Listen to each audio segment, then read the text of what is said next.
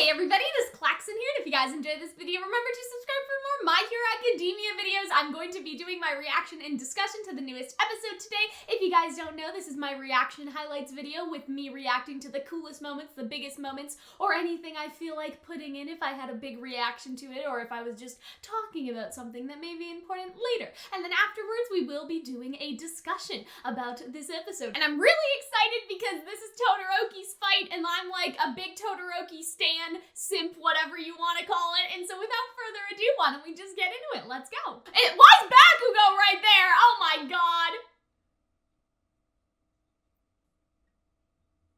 Ah, damn! Oh man.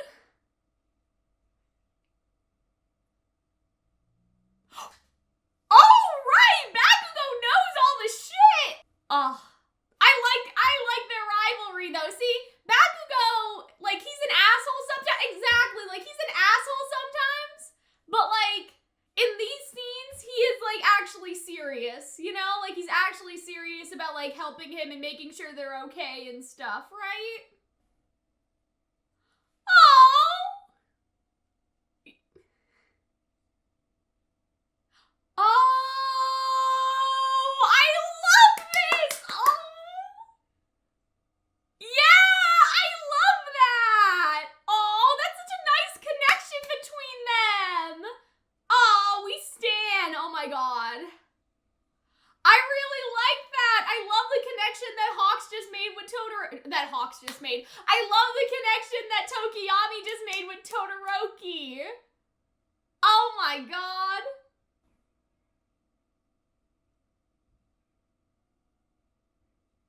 Oh. Toya again?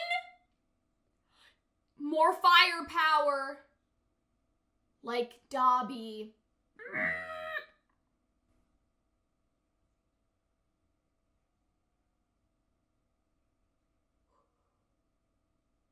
I wonder what the move is.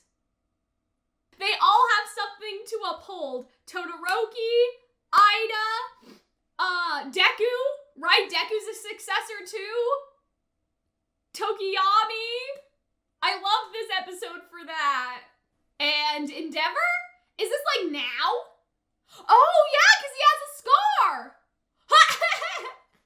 Oh, that's a villain. Okay. Oh no! No! Ah, there you go. Wow, this man really was about to be like, fuck them kids. Oh, what? Record scratch, freeze frame. Uh-oh, this guy, right?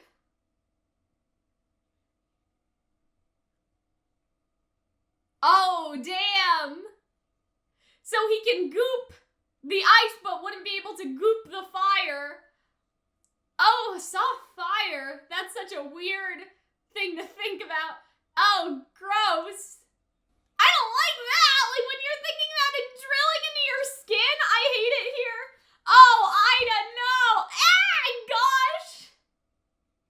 Damn, that's true. Can't we heat this up so the goop melts and goes away? Oh, wow. He just left him. Wait, but what if he has another special move that they talked about before? Ah, damn.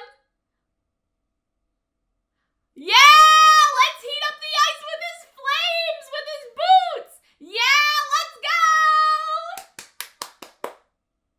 Yeah, that's what I was thinking. His special move. Yeah, his new style. Yay, go Iida. Oh, God. Oh, that sounds so painful. Oh. Ah, no. No. Oh, but that's what you have to do to grow. That's like such a crazy, like, puberty, but also like growing up metaphor, like literally pulling them out of your legs. Oh my god. All right, everybody, let us get into the discussion now. Now, something that I really liked about this episode was how they basically connected Deku, Iida, Todoroki, and Tokoyami, like, all together in the sense that they're all almost successors. And we actually see a couple times throughout the episode that they're talking about that, and it actually pans back to Deku, or, like, shows another character, how another character is thinking about their own, like, successorship, right? Like, you have Todoroki and Tokoyami talking, but then Iida starts thinking based on what they were talking about. So I really like all those connections. We obviously also have some new quirks to talk about as well, and so why don't we just get into it? So first, we have this conversation between Deku and All Might, and All Might's basically just checking in on him, seeing if anything else weird has happened, and it hasn't, right? And so he says, my master didn't say anything about the quirk activating spontaneously, so I plan to ask Gran Torino about it as well. And so that's a good plan, right? That's obviously, I think that's a good idea. And then he says, please be careful, the 5th match will have young Shinzo. And so they're saying to be careful because Shinzo was the one that activated it during the tournament arc. So even though he didn't activate it the last time because he wasn't there, like Deku was asleep, he activated it the time before that, and that's enough to be concerned. The vibe that I'm getting from All Might, though, is more so a, like, don't go near Shinzo, or, like, stay away from Shinzo, right? And so I understand that all he said was to be careful, but I'm sort of getting the vibe, like, hey, like, we don't want it to activate again because we don't really know what's going on. Whereas I thought that Deku kind of wanted Shinzo to activate it so he could investigate it more. And so I feel like that Deku may do something a little bit more reckless, whereas All Might seems to want him to, like, you know, not do anything to activate it until they know what it is or what's going on. And so I feel like that's definitely gonna be a thing, that Deku may try to get Shinzo to activate it on purpose. Whether or not that will be during the fight, I'm not sure, but I feel like that it'll definitely happen sometime anyway. So then Bakugo pops up, and I just really like this scene because it shows, like, yeah, Bakugo can be a hard ass, he can be an asshole, but when it really counts, he can get serious. And, like, you know, there's still bits of his personality in here, right? Like, he says something later that's kind of mean, but see, like, look at how serious he is. Did something happen with One For All, right? Like, he actually is concerned, and All Might points this out, like, he's considerate in his own way, so I really like this scene, right?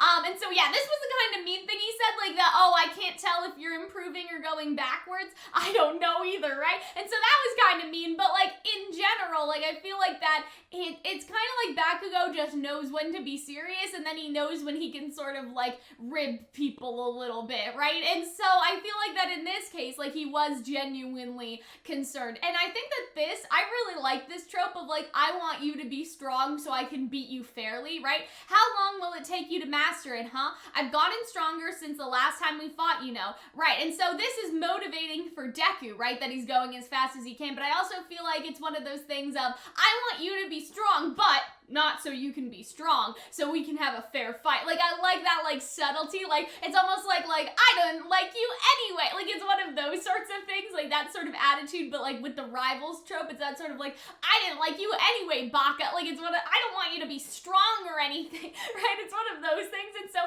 he only wants Deku to be strong so he can fight him fairly later, whereas if Deku is still kind of on the training wheels of the cork, like, it's not really a fair fight whatsoever, right? And so I just like that rivalry between them, but also, like, being concerned about Deku. And I guess it does come from a place of rivalry. Like, you can't beat him if something bad happens to him, so you gotta check on him. I just really like the trope. I just really like how they did this scene, especially All Might being like, yeah, he's considerate in his own way, but it's like he wants to be, but he doesn't want to show it either, so he covers it up with, like, being kind of mean, right? In terms of this, I don't think that the previous users are trying to do something bad. Like, I understand why All Might's concerned, but I would say that it's probably a mixture of they can know, I don't know how they know, like, they're not ghosts, but I guess it's like their imprints from the cork. Like, the cork sort of, like, carries the memories and, like, the vibe. And so it's like, if you stored me in a computer, like, that's not me as a ghost, but, like, that's, like, a copy of me. Like, I imprinted on that, like, let's just say a DVD. Like, I imprinted on that DVD in USB, and so you have, like, like a manifestation of me, even though it's not like me as a ghost or something like that. And so I feel like that they're kind of manifestations of Deku's subconscious in a way. Like, they're not ghosts as in like, yeah, like I'm in the afterlife, hi, right? Like, they're not like that. They're more imprints. And so it's like Deku's subconscious has manifested the memories of the past masters, and what the past masters are trying to do is, I think that they're actually trying to help him gain more control of his quirk.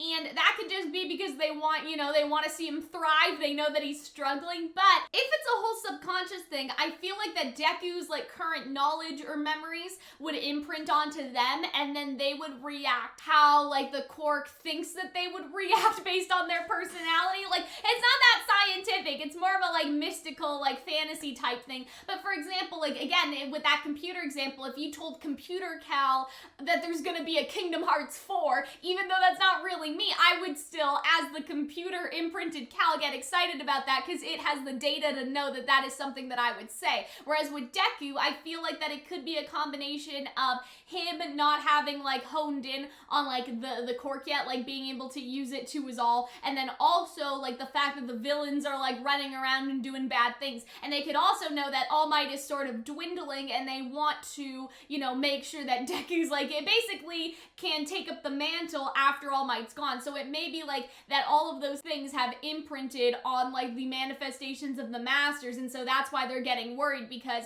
now they kind of have the knowledge that the villains are doing the villain things, and maybe they feel like it's more dire than usual. Like that Deku could either be the end of all this, like the end of, you know, the big bad, so to speak, once and for all, or if Deku fails, like they could have greatest like doom, you know what I mean? Like it could like bring doom, and there will be no one to stop All for One question mark, right? Right? I got that in the right order this time. You guys know what I mean though, right? So it could be that too, like the masters are like, TikTok motherfucker, like we're worried about you, like you know what I mean? Like you have to be, not necessarily the savior, I don't think that they're gonna go that hard, but like you have to take up the mantle, and maybe you could like, you know, finish this once and for all, but you won't be able to do that if you suck. So I feel like that it could be something like that. I don't know, that's just how I interpret it, but All Might seems a little bit concerned, like he doesn't know what they're doing. Like, what the fuck are they trying to do? I really like this conversation between them because I can't really remember like any other times that Tokoyami and then Todoroki had like a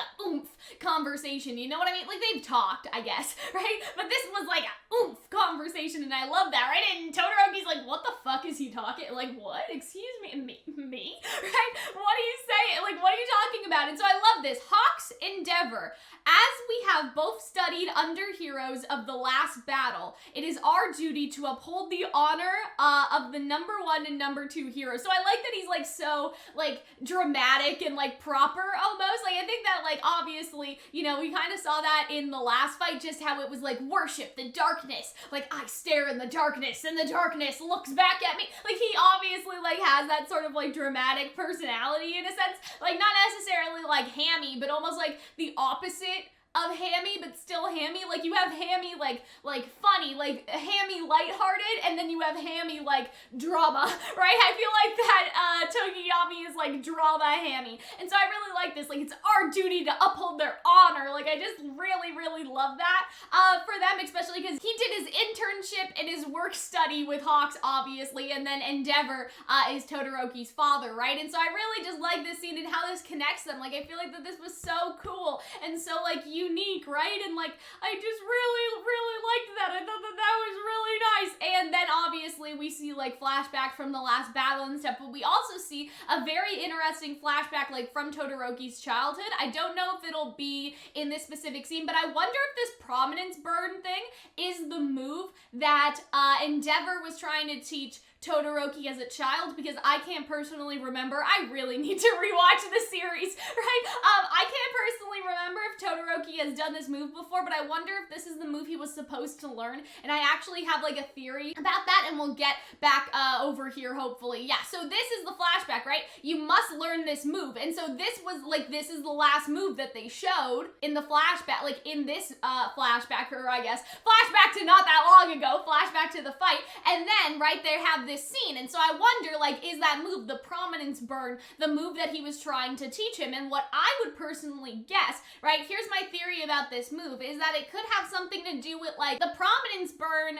like really heated him up or something, right? Like I don't remember exactly how it worked, but I do remember in like when this fight was going on, that they kind of talked about like last season, they kind of talked about like, oh, like he was heating up and everything and how that was like damaging. And so I wonder like what it's gonna be is that you use the cold to like cool yourself down so you don't feel the ill effects of like burning up that high and using up that fire. Meanwhile, the fire kind of swirls all around you so you can do the prominence burn at a higher like heat, like at a higher heat with less damage. Because I think that that was like a big thing from the fight before, is that like he was basically overheating, you know, like he was going like way too far, like he was pushing himself way too much. But if you had like that cooling mechanism from your ice, wouldn't that make you a little bit more okay? Like I'm kind of imagining like ice armor and then you're doing this big fire swirl like to your enemy, right? Like the same that sort of went on here where he's like really heating up, but what if you had ice to cover the rest of your skin, right? And so if you could maintain that ice, if you could maintain your body heat, you would take less damage doing a big move like that or something like that, right? And so I feel like that would kind of be cool. So don't run from me, don't run from yourself, don't pretend to be weak. And so yeah, this was a really like, obviously this is one of the hard to watch flashbacks just because obviously Endeavour is very like abusive in these scenes, but I do kind of like, you know, totally out of context from this, I do find the don't run from me, don't run from yourself interesting, just because it's like, you know, Todoroki running from his fire side, like running from who he is in a sense. And so I do find that aspect kind of interesting, but then they talk about Toya and I'm like, Toya, Dobby. And so yeah, my radar is going up again. He had more firepower than me. And so see, this again plays into my theory that Toya is Dobby, because Dobby has like blue flame, like Dobby's flames are like insane, like hotter than I think that we have seen Endeavour do.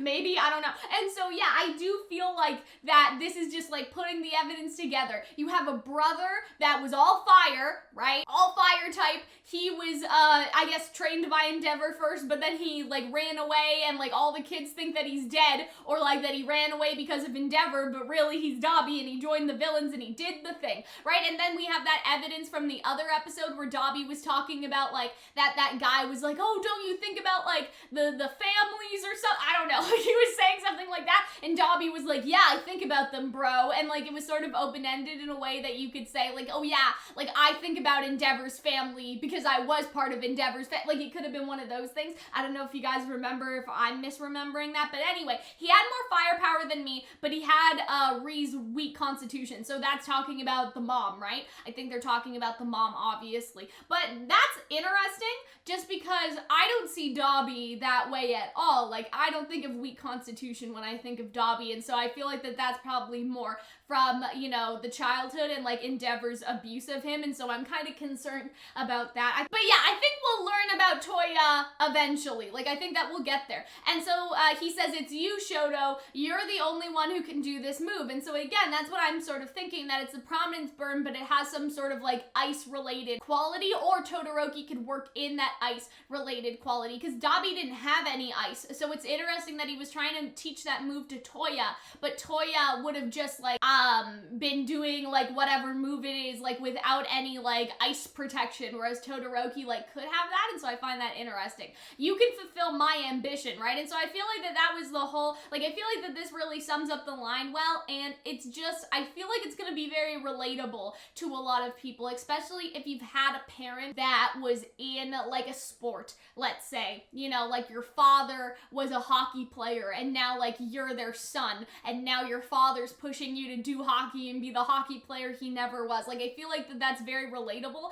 and it also shows like the selfishness of Endeavour. Like Endeavour didn't really care about Todoroki being great. It was like, I want you to be great because you are a doll that I can live vicariously through, right? Like you are an object. And so I feel like that Endeavour, we see in like the later scenes, he has really gone from seeing his kids as objects to fulfill his ambition to like people that are actually growing strong, and he wants them to be strong for their sake. Like like for their progress, not just like for him, not so he can live vicariously through them. I think that that's really interesting. I know Endeavor's like a really complicated character, and I know that a lot of people, like it's a very like a hard conversation to have, because I've never personally seen a character so abusive have a like kind of, I don't want to say a redemption arc, but it's more of an atonement arc, like a forgiveness arc. And so it's very interesting to me to see how everything plays out. And obviously that doesn't change how Endeavour was in the past, but I find it compelling just how his mindset has changed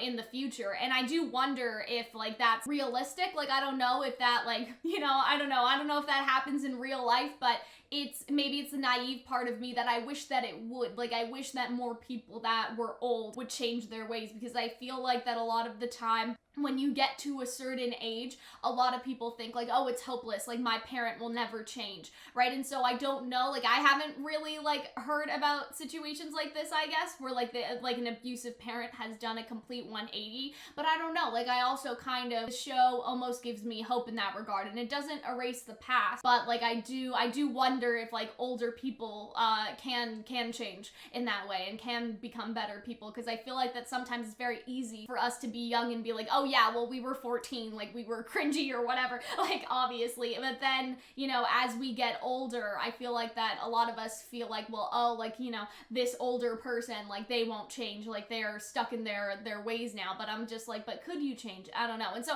I feel like that it's very interesting that the show's presenting this, because I haven't personally seen it before. Obviously you have like Zuko redemption arc, right? Like that's like the famous redemption arc in Avatar, but he was like a kid, right? So to see an actual adult like change their abusive behavior, I find that very compelling versus like problematic, because it kind of gives me hope that that's something that could be like or like achievable. And so yeah, I don't know why I went on this tangent, I'm sorry, I was just thinking about it, but yeah. And so Iida sees that something's wrong, and so I feel like that Iida kind of not necessarily overheard, like it wasn't eavesdropping, but I feel like that he kind of knew that something was upsetting him because of this, less than like his puzzled face, right? Because he's like, oh, you have a puzzled look on your face, like as they're walking, but I feel like it was more because of this scene over here. And so you seem really cheerful, you always do though. So yeah, like Ida's basically saying like, yeah, like I take, you know, care of the class, like I as the class rep, I gotta pay attention to how everybody's feeling and everything. And I love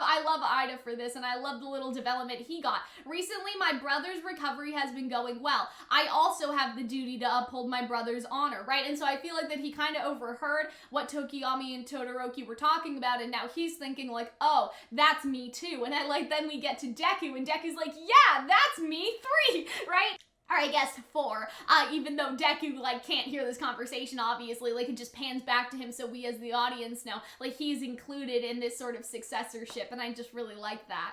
Yeah, and so we get like, I'm watching everyone, but that means everyone's watching me too, the strong spirit of a successor. So you have Iida, you have Todoroki, and then you have Deku watching the fight. So I thought that was like, like I love that. I love like, oh my god, I love that. I love like, I guess a storyboarding of that. Like I think that that's just a very like the direction of that scene and how it pans back to Deku, like, oh, chef's kiss, I love that. I really like this conversation from Iron Guy just because like, I feel like that him, Kirishima, and Kaminari are very similar in the sense that, like, I think it's more Kaminari than Kirishima, but I think a lot of people think that they're just, like, himbos, basically, that they're kind of dumb, right? And so he's like, I'm not stupid, you know? And so they're like, why are you saying this all of a sudden? I'm talking about this team. It's filled with hopeless guys bad at scouting, right? And so I feel like he's trying to say, listen, okay, I still got a new UA. I'm not stupid, but I don't know what to do with any of you. Like, I don't know what plan we should make. And so he's basically saying like, listen, I'm not dumb,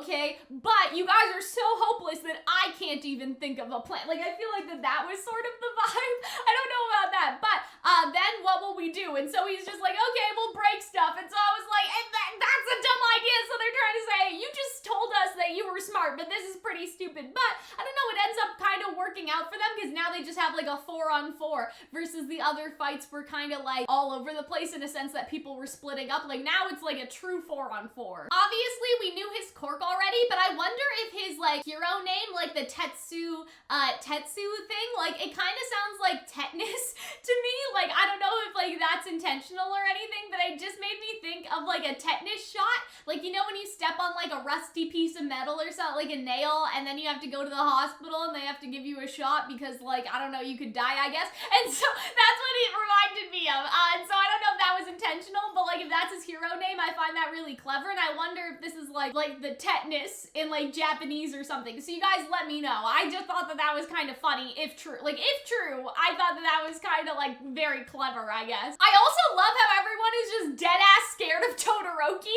right? The other team's got Todoroki. Remember, like, fuck everyone else on that team. It's Todoroki we ought to worry about. So I find that very compelling just because I feel like that if they're presenting that, well, I feel like, first of all, Todoroki's probably gonna do pretty hype shit. Like, I think that he is going to bring it, you know, but I also think that because they're focusing so much on Todoroki, that the victory could actually be found in, like, another one of the characters, like Iida, right? Because they're like, yeah, Todoroki's the concern, right? But what about the other two guys that they have with them? And so I feel like that that'll be their downfall, is the fact they were so focused on Todoroki that they kind of forgot that, like, the other three members of the team, like, they're not shit. You know what I mean? Like, they're not, like, trash. Like, they're still good. It's not just Todoroki that you gotta worry about. It's like that, oh my god, I've been watching too many TikToks lately. Like, that's all that I want to do now that I found the app, is just lie in bed and watch TikToks all day. But there's this TikTok that people do, and it's like, I don't know what the audio's from. It kind of sounds like it's from, like, Marvel or something. Like, it kind of sounds like it's, like,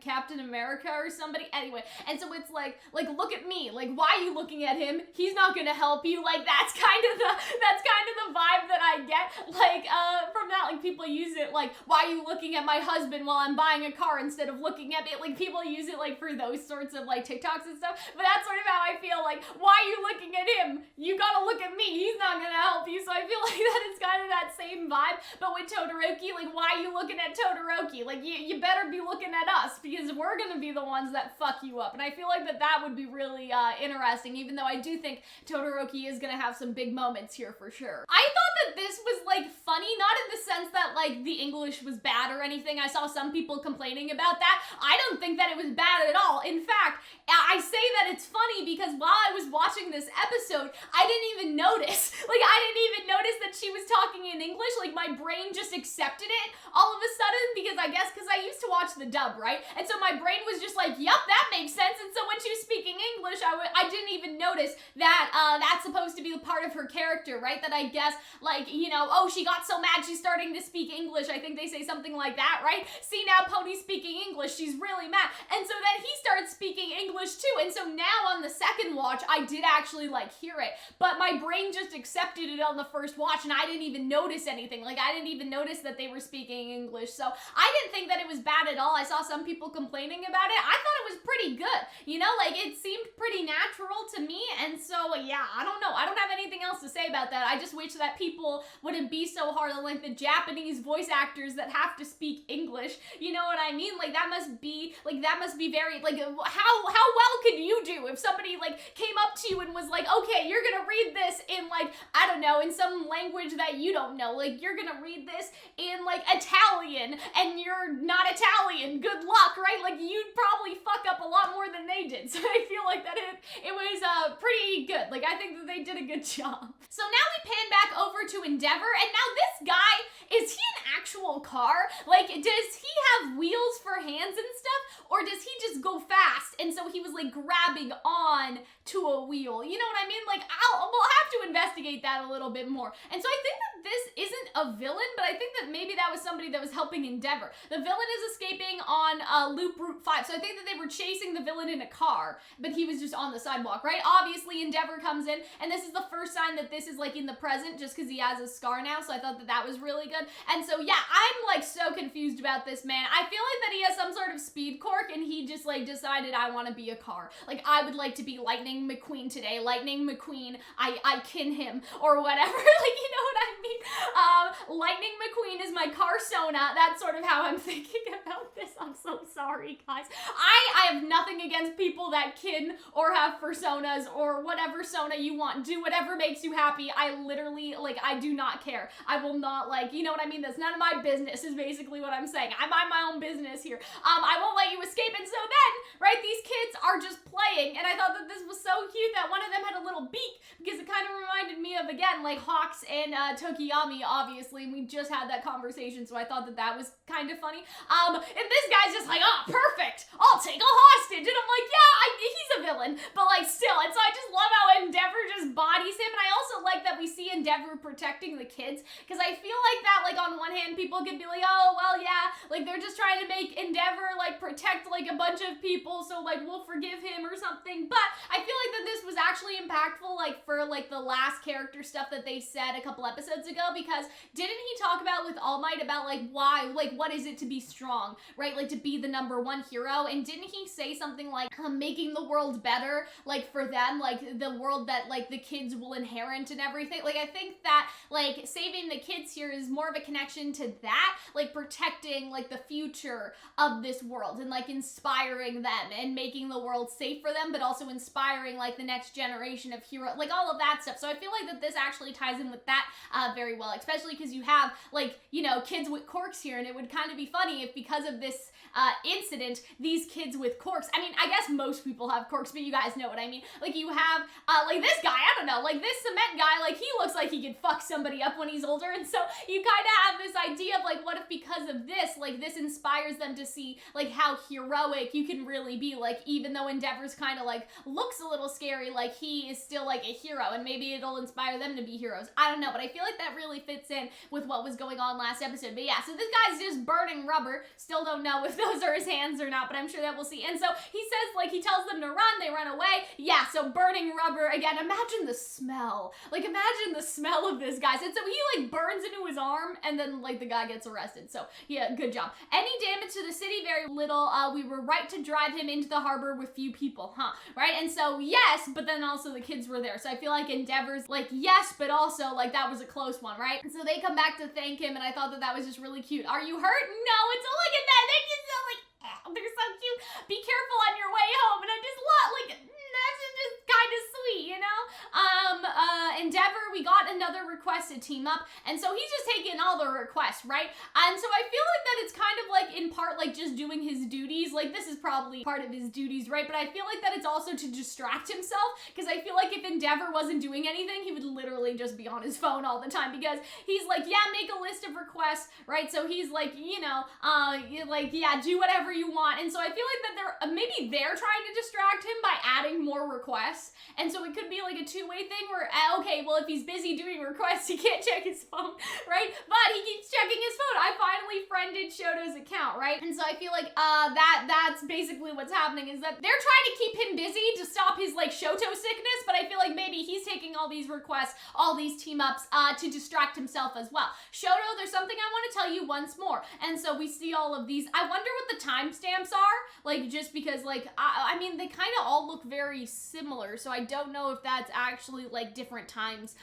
or not, but yeah, I was just wondering. Have you time to talk? I await your reply, Shoto, and I'm like, sir, he's in class, bro, right? And so I feel like that, somebody else says that, somebody else, one of the sidekicks says, like, bro, like, class has probably started, he's busy, you know? I'm different now from when I disregarded what you wanted before, and so I feel like that, like, yes, but, like, you have to, like, give him some time, bro, like, you have to, like, give him time. He's not just gonna, like, you know, like, you have to give him a couple moments, and then you also have to prove yourself. Like, I feel like that he wants to prove himself so badly that he's changed, but sometimes, like, you gotta let, like, people also, like, you know, take a minute, like, think about it, like, work through their feelings, and then let them come to you, because just because you change doesn't mean that anyone necessarily owes you, like, your time now, right? And so I feel like that with him, he's going a bit too hard right now, like, he really wants to talk and reconnect with his son, but I'm like, you gotta relax, buddy, okay? Your son has to, like, work through all of those feelings first, so you guys can maybe have a chance at a better relationship, even if you have truly changed. So I feel like that there's just a really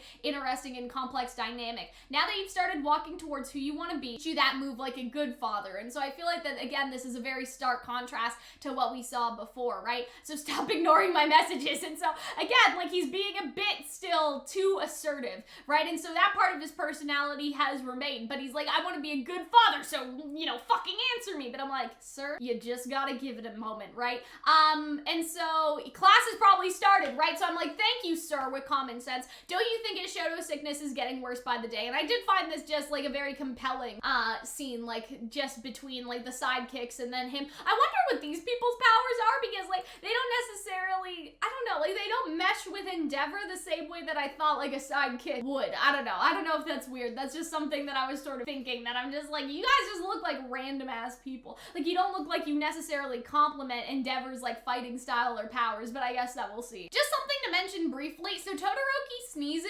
and I think that that's probably the equivalent, like, correct me if I'm wrong, and I would like to know, but I would say that that's probably the equivalent of like your ears are burning if somebody's talking about you, or if like you get a shiver, like that means somebody walked on your grate, right? Like, it's one of those things. I think that he sneezed because his dad was talking about him. Like, it's the same thing as the ears thing. It's just like, oh, if somebody's talking about you, you'll sneeze. But it could be like more complex than that. Like, maybe it's like if somebody misses you, you'll sneeze, or if somebody is talking shit about you, you'll sneeze, right? Not just talking about you. So let me know if any of you guys know that, because I would be interested, because I'm sure that there's some sort of like, obviously like in North American culture, it's like the ears burning type thing. And so I think that this is probably the equivalent of that just in Japanese culture. So I don't think I got a screenshot of it, but I like that. I think that he is talking about like how the ice is impacting his metal, and that just reminded me of like Full Metal Alchemist, like how Edward's arm like acts up in the cold and everything. And so that's something that I actually talked about last week. I was like, oh, well, you know, if he's like metal, like, yes, like there's some protection against certain things, but also like thanks to Full Metal Alchemist, we know how some metal acts in the cold, and then obviously like metal acting in the heat kind of depends on like what it is and everything, like if it'll melt or if it'll retain like shape depending on the heat and all that. So I just thought that that was a little cool addition, that they seem to be saying that he's like affected by cold, but I didn't get the screenshot for it. I think that this is a really cool move, just because like everything basically turns into like, I don't even know, like basically like Jello, and so I thought that was great. Blasting ice is a cheap move. If you came at us more cold-heartedly with fire, we wouldn't have been able to do anything. And so I think that that's also very interesting, because it kind of makes sense. Like, you're not gonna goopify fire, right? You can only goopify a solid, not like a liquid. Maybe a liquid, but like fire's a gas, right?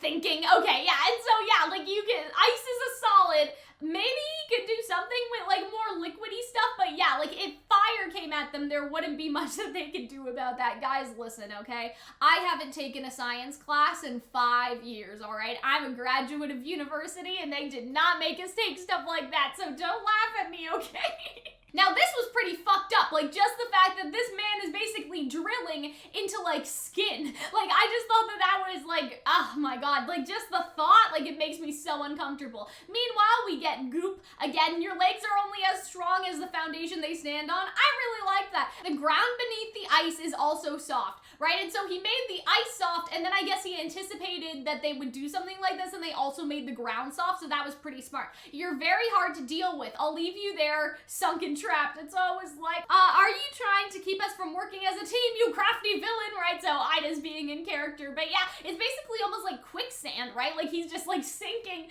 in the floor. He's really in character, huh? I just thought that that was really cute. So what's interesting is Todoroki was actually gonna leave, but then he was like, oh, but I have to guard him so he can search for the enemy, but then he started just flying away, and I thought that that was so funny. So I'm still a little confused about what her quirk is exactly and why her horns can fly, but I guess it's kind of like but the feathers make sense. Like Hawks' feathers doing that makes sense. The horn thing, but I'll accept it, right? And so yeah, basically what she can do is she can send her horns fly, but why? Anyway, like listen, it's My Hero Academia, but like, I don't know, like the feathers made sense, but the horns, I'm just like, what? Like, I don't know, it seems like kind of like a weird quirk, right? She can control up to 4 of the horns she shoots off. So this is where I got confused, because she had 1, 2, and then she also had 3, 4, like that's already 4, but then she did something else after that, right? And so now he has some too, and so that's like 6, isn't it? Or is it like sets, like 4 sets? Anyway, but yeah, and so he comes over here, and then they obviously start like, look at this. He just literally like just jumps on him, which I thought was pretty funny. And then he's like, you're so cold, you're ice, right? And so it's freezing my steel. Yes, okay, so I did get the screenshot. I just didn't know where it was. And so yes, very Full Metal Alchemist vibes right here. I like this too because he's like, do you think that you can beat me in a barehanded fight? And so I feel like that he's trying to say like, hey, if you didn't use your cork, I would kick your ass, right? You know what I mean? If we thought barehanded, like, can you really beat me without using the ice to like freeze me and all of that stuff? So yeah, he's just like, oh, poor Todoroki, he just got slammed. He's already doing what I was told to do after my match, and so that's the other thing. I wonder if any of the teams were able to listen to the criticism given to the other teams, because obviously, like, they were kind of doing it in the same area, but they weren't like, now class, right, and then put them on the stage or something. Like, they were sort of talking almost semi-privately with Aizawa and with Vlad. Like, Vlad was just talking to them, but it wasn't like, you know what I mean? Like, so they saw them because people were like, oh, Kaminari's acting like a fool, right?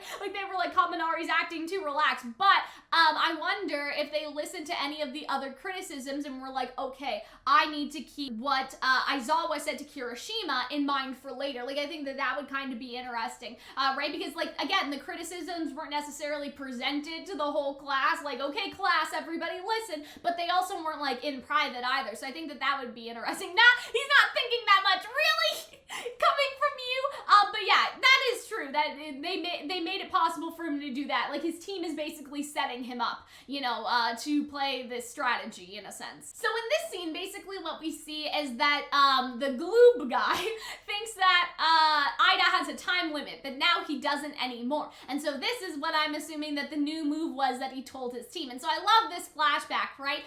You're abusing your engine a bit, huh? His body's matured, so don't you think it's fine now? And so I found that this conversation was really interesting just because you got a lot of fun metaphors going on, like that like coming of age metaphor that they use in a lot of like obviously anime, but it also reminds me of just like fairy tales and things like that sort of coming of age type story, right? And so I feel like it might be a bit too soon though. Tuning my engine, yeah, pulling out your mufflers and training. And so yeah, that like this whole scene was fucked up. When you do that, mufflers that can take that extra load will grow in. And so it's again like a very like not dark necessarily, but like it's kind of grisly, right? Like he's literally pulling his mufflers out. But it just reminded me of that like coming of age stuff and the things that you have to do to like be an adult. I don't know, I just really liked that.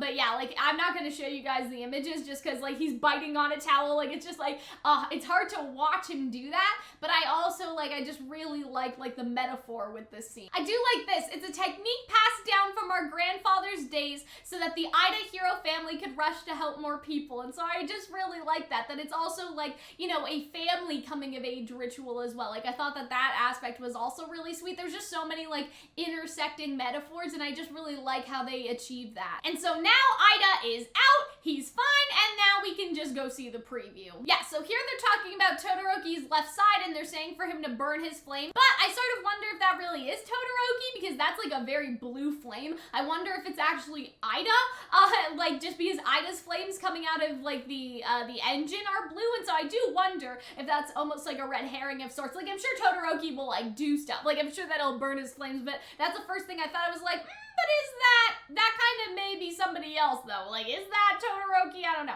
Because we do see him burn his flames, but this kind of read to me more as like Ida's movement or something. Like maybe he's coming to help someone, I don't know. In order to become who you want to be with the power you have. And so I like that, like, you know, burn your flames, Todoroki, in order to do that. And so I think that was like really compelling. I think that Todoroki's definitely gonna have a big moment here, and I feel like that moment will be either like learning the move or doing the move that his father tried to teach him, because he remembers like process of how his father was like, okay, well first you do this, then you do that, then you do this thing, like for example. And so he just tries to like replicate it and actually achieve it this time, whereas before he couldn't. Or he makes a adjustment to his father's move, like the prominence burn, and he does that like fire and ice thing I talked about. I think that would be really cool. But yeah guys, that is it from me. I hope that you guys enjoyed my little discussion about this episode. Let me know what you guys think about everything that we talked about, and I will see you guys in the next one. Bye!